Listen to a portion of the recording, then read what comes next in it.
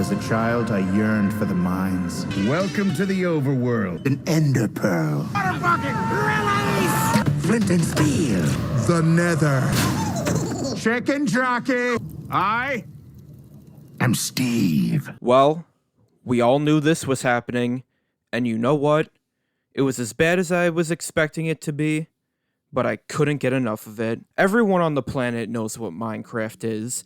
Ever since its launch back in 2011, the game has blasted into popularity to the point where it is not only one of the most popular video games ever made, but it currently sits as the best-selling video game of all time. No matter which of the many versions you decide to play, it is so easy to see where the appeal for the game comes from. The entire purpose of Minecraft is just endless imagination and creativity.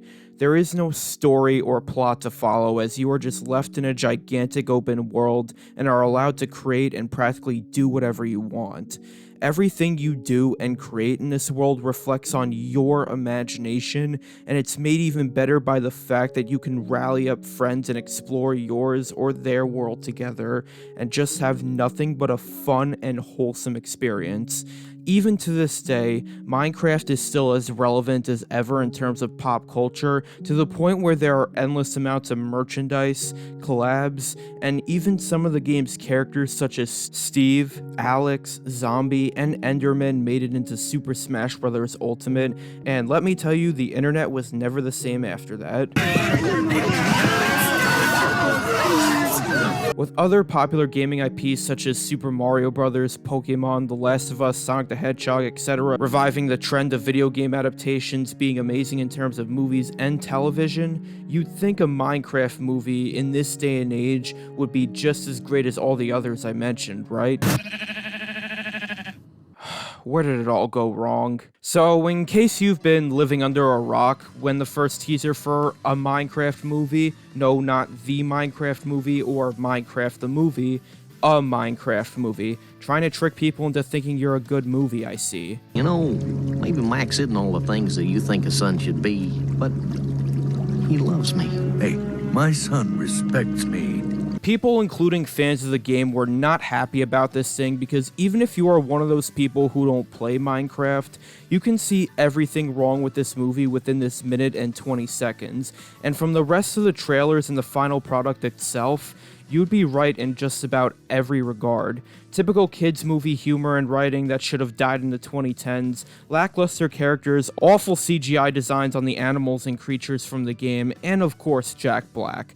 Look, I love a good Jack Black role in just about anything, but this is just really not it. If you compare the modern movie designs from Mario, Sonic, and Pikachu, you can see that they all translate very smoothly from their games to the big screen.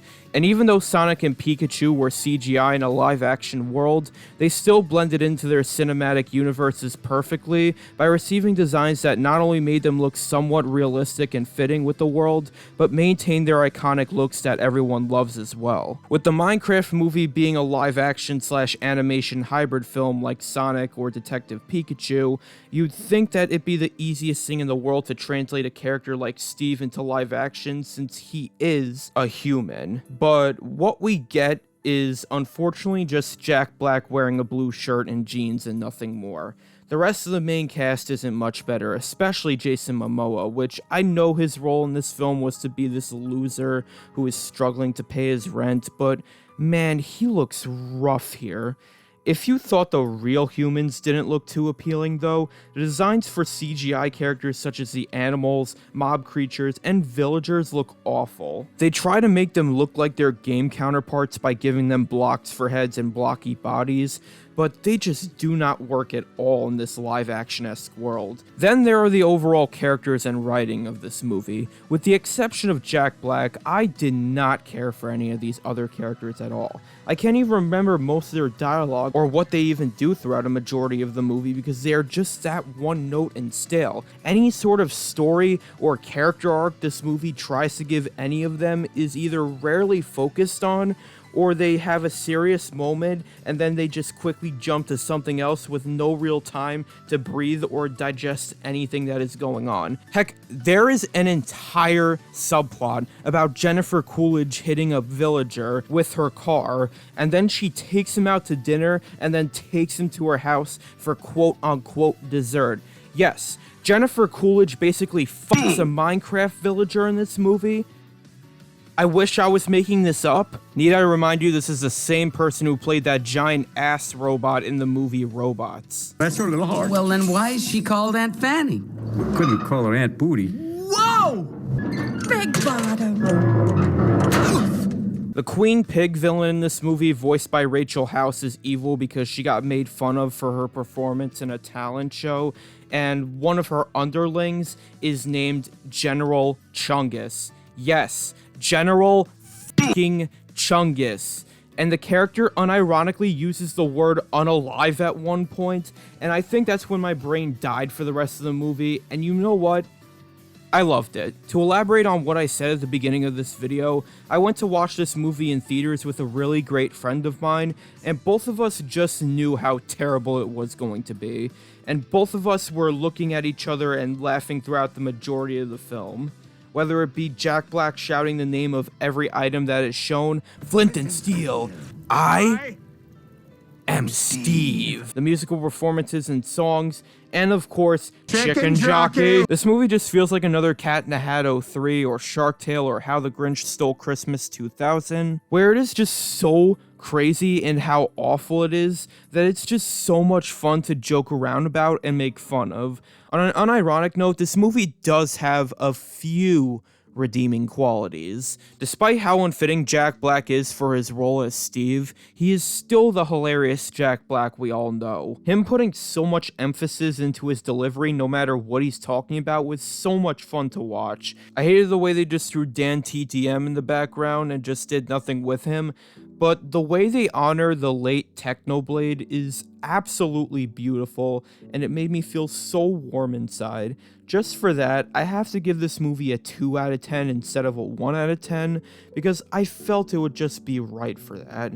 The fact that they showcased one of their biggest players ever and referred to him as a legend is enough to bring a tear to anyone's eyes, and anyone who says this movie isn't allowed to honor him due to its quality should never be allowed to speak another word ever again. Overall, while this movie in general is a train wreck, it is not a frustrating one at all. In fact, it's actually kind of fun.